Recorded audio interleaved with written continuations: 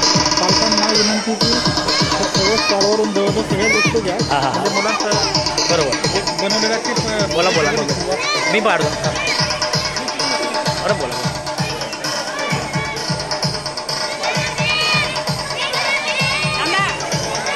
राहू द्या मग हां तोंडी बोलून घ्या मग ते गाणं चालू राहू.